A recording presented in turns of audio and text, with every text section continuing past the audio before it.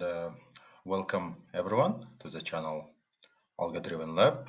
And today we're gonna backtest one of the famous trend following strategy, which is moving average convergence divergence strategy, or crossover strategy, or simply we can put it as MACD indicator strategy.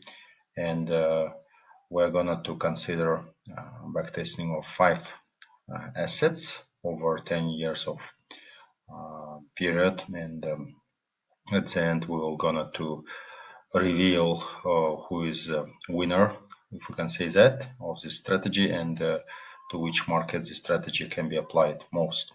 Okay, just to remind, you can also watch 2 of my full backtest videos on my channel on simple moving average and exponential moving average, and this is a following our trend following strategy backtesting series.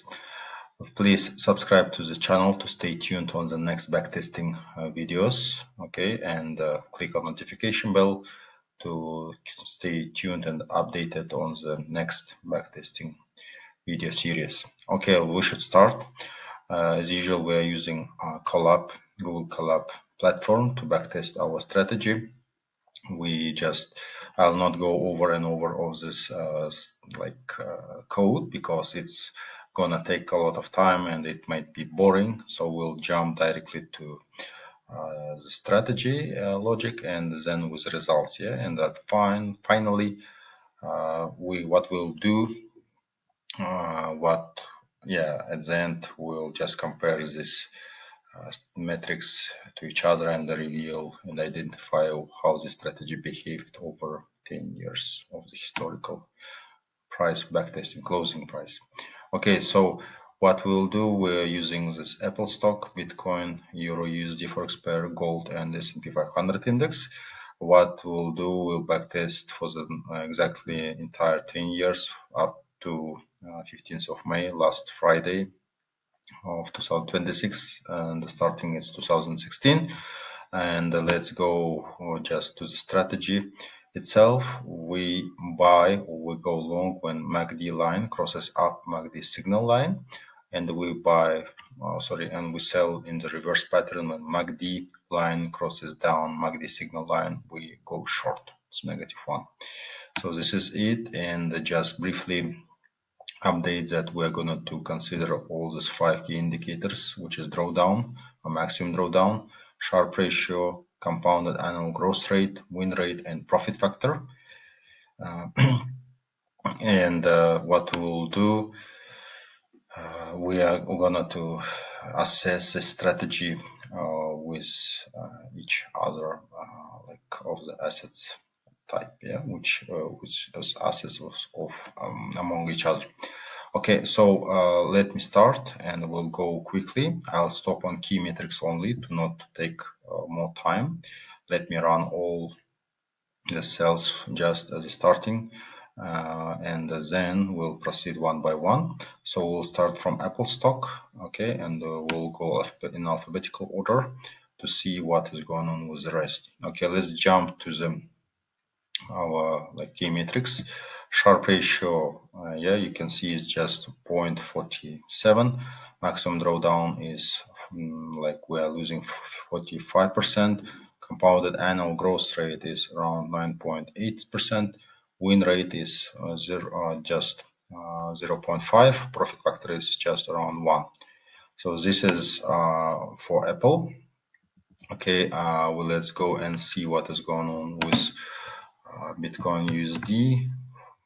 For example, as one of our crypto benchmarks, we should run all the cells and then we'll see how the strategy is behaving for the crypto world, yeah, if we can say that.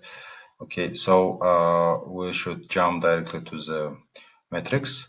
Sharpe Ratio now, as you can see, 0.57. Maximum drawdown is around 60%. Compounded annual growth rate is 18%, really good.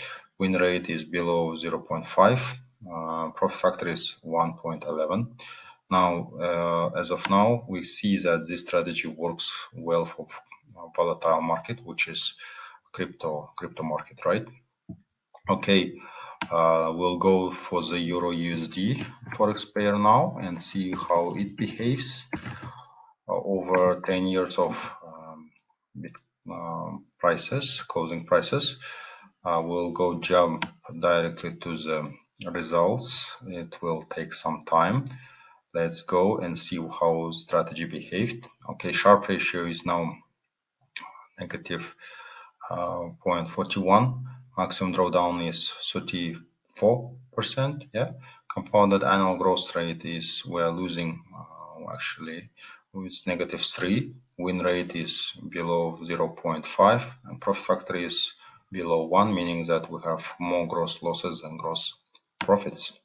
Okay, let's do another one. So we'll proceed and backtest a commodity, which is gold, as one of the benchmarks of the commodity. And let's run all the cells again to see how the strategy works over and over the assets. And let's go and see how the strategy behave. Now strategy is Sharpe ratio, sorry, is negative like 0.09.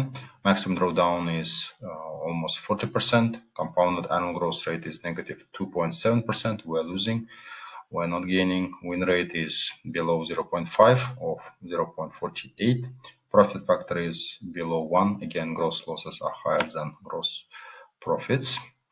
Okay, and finally, let's quickly backtest our final financial assets, sorry, and we can make some conclusions and finally wrap up. Okay, I'm running all cells, and let's go to the key results metrics part.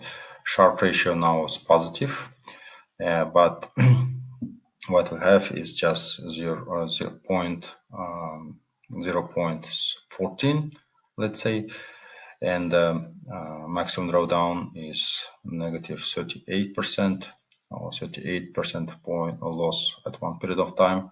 Compounded annual growth rate is just around zero. We are not gaining or losing in terms of growth. It's just stays relative to zero. Win rate is below 0.5, as you can see. Profit factor is just around, or more or less around 1. Okay, what kind of conclusion we can make is that if we gonna to use the strategy is this particular strategy works well for crypto, especially for Bitcoin USD, because we like saw that when we backtested the strategy over 10 years, it showed us very good Sharpe ratio, very like promising compounded annual growth rate, and not really bad profit factor, right? But in terms of maximum drawdown, if we're not going to consider any stop losses things, this strategy works well for EURUSD pair or Forex pair, and for win rate, surprisingly, we see that this strategy behaves well for Apple stock. Yeah, and so as of now, we can also make conclusions that trend following strategy captures well the high volatility and liquidity. So this kind of two metrics are very important, and this strategy works well for crypto world and the crypto pairs. So for those traders who are interested, or crypto traders, this strategy might be used and adapted further for their needs. Okay, I think that by this time I'd like to make it short and conclude at this point. And please let me know in the comment what kind of next indicator you'd like me to backtest for you, and which assets might be interesting. Maybe these assets will be different than those which I'm using consistently to make things clear and simple. Please drop a comment under this video. I'll be very glad to consider it. All right. And also please put thumbs up if you like this video, and please put thumbs down if you don't. That's totally fine. And also you can recommend this video for your like maybe friends and other traders who are interested in really data-driven backtesting, but not only signals or promising things. All right, wish you all profitable trades and see you in the next backtesting video soon. Meanwhile, take care and bye.